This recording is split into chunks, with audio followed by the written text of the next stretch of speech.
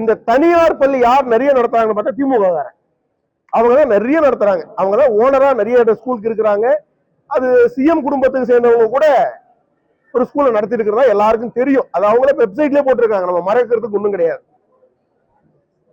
அந்த மாதிரி ஸ்கூல்ல 1 லட்சம் 2 லட்சம் ஃபீஸ் கொடுத்து படிச்சா மட்டும்தான் அந்த வாய்ப்பு கிடைக்கும். கவர்மெண்ட் ஸ்கூல்ல அந்த வாய்ப்பு இல்லைன்னு சொல்லும் போது இதுக்கு போராடுறதுக்கு தான் பாஜக இப்படி ஒரு மிகப்பெரிய ஒரு இயக்கத்தை கொண்டு வந்திருக்கு. இது ஒரு பப்ளிக் மூவ்மெண்டா கொண்டு போறோம், மக்கள் கிட்ட கொண்டு போய் சேர்க்கிறோம்.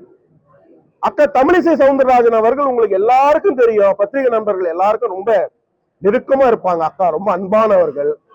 அவங்க இன்னைக்கு காலையில சென்னையில ஒரு இடத்துல இந்த சிக்னேச்சர் கையெழுத்து வாங்குறதுக்கு பப்ளிக் கிட்ட போறாங்க. பப்ளிக் டிசைட் பண்ணணும் நான் போடணுமா வேண்டாமான்ட்டு.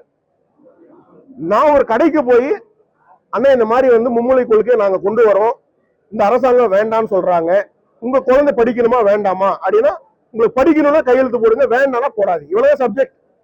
ஆனா அங்க போகவே விடாம அங்க அவங்கள தடுத்து போலீஸ் பார்த்து தடுக்கிறாங்க. என்ன தடுக்கிறீங்கன்னு கேட்டா திமுக காரங்க அங்க பிரச்சனை பண்றாங்க. பிரச்சனை பண்றவன நீங்க தடுப்பீங்களா?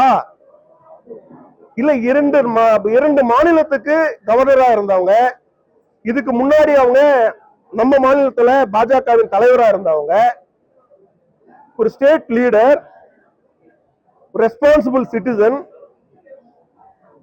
இந்த ஒரு நல்ல காரியத்துக்கு நாங்க மக்கள் கிட்ட போறதை கூட இன்னைக்கு தடுக்கிறாங்க அப்படின்னா, நான் கூட என்ன நினைச்சேன், இன்னைக்கு ரொம்ப வெயில் அடிக்குது, ரொம்ப நேரம் தொண்டர்கள் எல்லாம் இருக்கிறாங்களேன்ட்டு அப்புறமா பண்ணலாம் நினைச்சேன். ஆனா இப்பயே நாங்க கிளம்புறோம். நான் இப்ப தாம்பரத்துல இறங்குறேன், யார் தடுக்கிறாங்க நான் பார்க்க போறேன். அக்கா தமிழிசை சவுந்தரராஜனை தடுத்தீங்கல்ல, அமர தடுங்க பாப்போம். இப்ப இறங்குறேன், முடிச்சுட்டு பிரஸ் மீட்டை முடிச்சுட்டு தெரு தெருவா நான் போக போறேன். எங்க தலைவர்கள் இருக்கிறாங்க, அத்தனை பேரை கூட்டு போக போறேன். எந்த போலீஸ் தடுக்கிறாங்க நானும் பாக்குறேன், எந்த திமுக காரன் வரான்னு பார்ப்போம். அக்கா தமிழிசை சவுந்தரராஜன் அவங்களுக்கு ஒரு சாஃப்ட்வேர் டீல் பண்ணுவாங்க, அமர் அப்படி கிடையாது. நீ என்ன ஆயுதம் எடுக்கிறீ அதே ஆயுதத்தை நாங்க எடுப்போம். ரொம்ப தவறு. ஏன்னா நாங்க மக்கள் கிட்ட போறதையே நீங்க தடுக்கிறீங்கன்னா இதை எப்படி ஏற்றுக்கொள்ள முடியும்? அதனாலதான் முதல்வர் ஸ்டாலின் அவர்கள் சொல்றாரு, நான் சர்வாதிகாரியா மாறுவேன். நீங்க மாறிட்டீங்கன்னு சொல்றேன். நான் உங்க கட்சி மாறிடுச்சு. மக்கள் கிட்ட எங்களுக்கு போறதுக்கே நீங்க தடுக்கிறீங்க போதே நீங்க தோத்துட்டீங்க. அரசியல் ரீதியாக நீங்க தோத்துட்டீங்க. உங்களுடைய கொள்கை தோத்துடுச்சு. மக்கள் கிட்ட எங்க கொண்டு போனா எங்க கையெழுத்து போட்டுவாங்களோ ஒரு பயத்துல நீங்க தடுக்கிறீங்க அப்படின்னா எப்படி ஏத்துக்க முடியும்? அதனால தமிழகம் முழுவதும் தலைவர் அண்ணாமலை சொன்னது போல எல்லா தலைவர்களுமே தலைவர்களே போறாங்க. எல்லா இடத்துக்குமே தலைவர்கள் தெரு தெருவா இறங்க போறோம். ஒரு மார்க்கெட் எது விட மாட்டோம், எல்லா இடத்துக்கும் போவோம். எப்படி நீங்க தடுக்கிறீங்கன்னு பாப்போம். எத்தனை போலீஸ் போட போறீங்க? எத்தனை போலீஸ் நீங்க போட போறீங்க? அண்ணா யூனிவர்சிட்டியில போட்டீங்க அந்த போலீஸ. அண்ணா யூனிவர்சிட்டியில சென்னையில சென்டர்ல இருக்கக்கூடிய அண்ணா யூனிவர்சிட்டியில அங்க படிக்கக்கூடிய ஒரு குழந்தைய ஒரு திமுக காரன் ரேப் பண்றான். அங்க உங்களால போட முடிஞ்சதா போலீஸ? ஆனா ஒரு நல்ல விஷயத்துக்கு நாங்க கையெழுத்து வாங்க போறோம், அதை நீங்க தடுக்கிறீங்களே. எத்தனை இடத்துல இன்னைக்கு பாலியல் வழக்கு எத்தனை இடத்துல இன்னைக்கு பதிவாயிட்டு இருக்கு. டெய்லி பெண்களுக்கு பாதுகாப்பு இல்ல தமிழகத்துல. நான் சொல்லல, ஏடிஜிபி சொல்றாரு, பெண்களுக்கும் குழந்தைங்களுக்கும் தமிழகத்துல பாதுகாப்பு இல்லாத சூழ்நிலை, உடனடியாக இன்னும் நல்ல நீங்க ஆக்ட் பண்ணணும். ஏடிஜிபி லெட்டர் எழுதுறாரு எல்லாருக்கும்.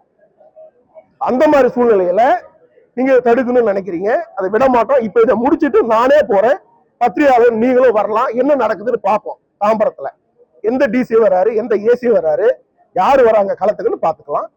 அதே மாதிரி இது மக்கள்கிட்ட எடுபடல. இந்த ஹிந்தி திணிப்பு, யாரு ஹிந்தி திணிக்கிறது? திமுக ஹிந்தியை திணிக்குது, நாங்க கிடையாது. திமுக நடத்தக்கூடிய ஸ்கூல்ஸ்ல தான் ஹிந்தி கம்பல்சரி. பாஜக காரங்க எந்த ஸ்கூல்ல நடத்தலையே. நடத்துறோம்னா சொல்லுங்க எந்த ஸ்கூல்ல நாங்க நடத்துறோம். திமுக காரங்க நடத்துற ஸ்கூல்ல தான் ஹிந்தி திணிப்பு. நாங்க கொண்டு வரக்கூடிய புதிய கல்விக் கொள்கைகளை ஹிந்தி திணிப்பு கிடையாது. யாருக்கு எந்த மொழி வேணுமோ படிச்சுக்கலாம்.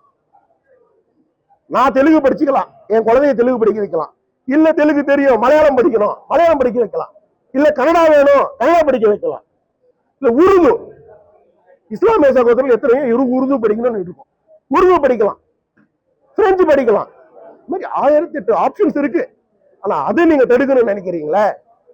அதே போல தேசிய கல்விக் கொள்கை மிக முக்கியமானது.